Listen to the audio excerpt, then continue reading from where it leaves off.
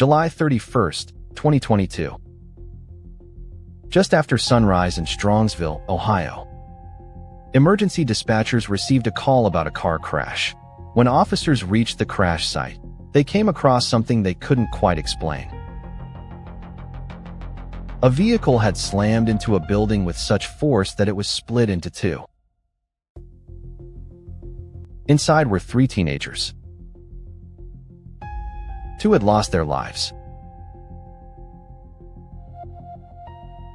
1 had survived. At first, it looked like a terrible accident. But as investigators started looking into the evidence, they discovered details that would lead them to ask a disturbing question. Was this really an accident at all?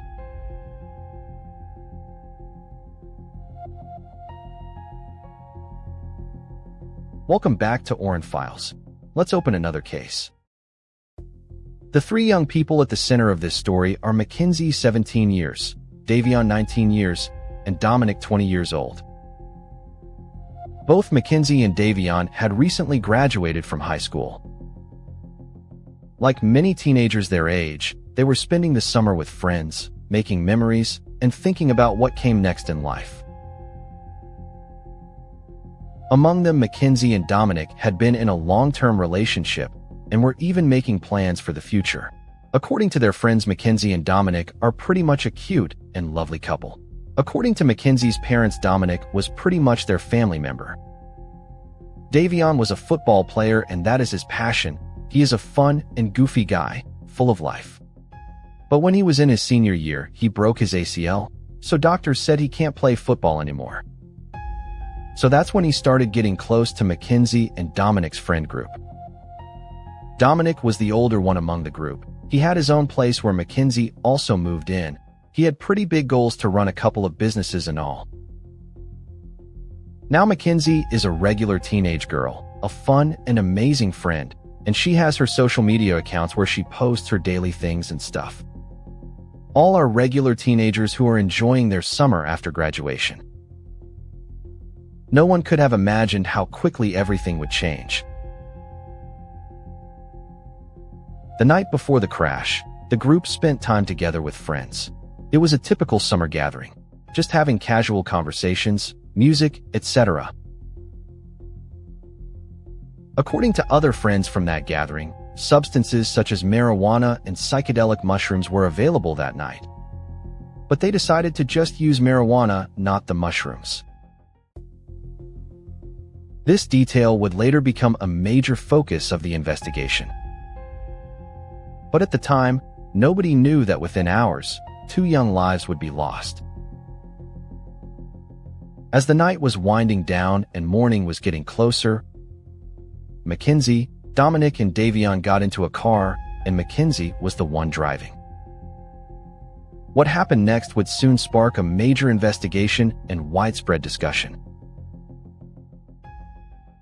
Later, security camera footage and data from the vehicle helped investigators piece together what happened in the moments leading up to the crash.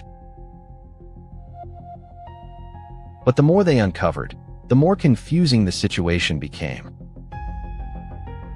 Modern cars can record important driving information: speed, acceleration, braking, steering inputs. Investigators carefully examined the available data to understand exactly what happened during those final seconds.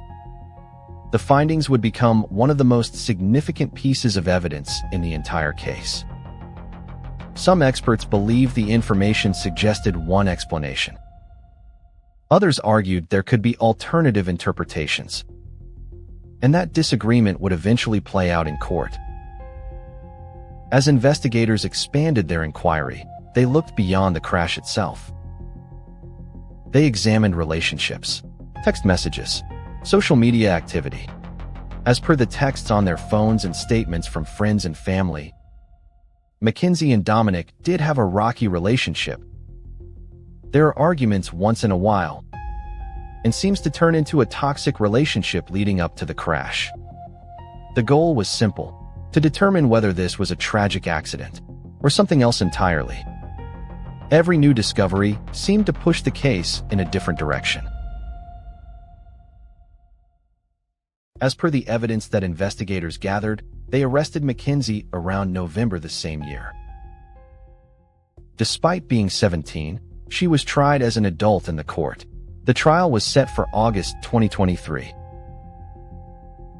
As the investigation progressed, prosecutors and defense attorneys presented very different explanations for what happened. One side argued that the evidence pointed toward a deliberate act. According to the evidence extracted from the car's EDR data, the last 5 seconds showed that the accelerator was at 100% speed. There was no taking off or lightening up on the pedal. There was no attempt to apply brakes too. And also there was no malfunction in the car. The other challenged that interpretation and presented alternative possibilities. The defense argued that there might have been a medical emergency in those last few seconds. That's why Mackenzie was not able to control the car. The courtroom became the place where competing theories were tested against the available evidence. And ultimately, a decision had to be made. As per the latest update, Mackenzie was sentenced to 15 years to life, and she is currently serving her period in prison.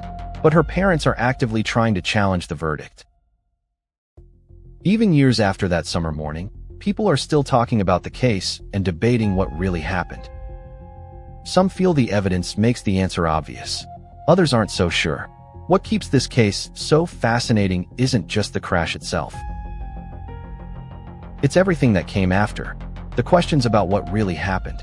The questions about who was responsible. And the questions that, for many people, may never have a clear answer. Because sometimes the most unsettling mysteries aren't the ones where no one knows the truth. They're the ones where everyone looks at the same evidence and ends up seeing something completely different.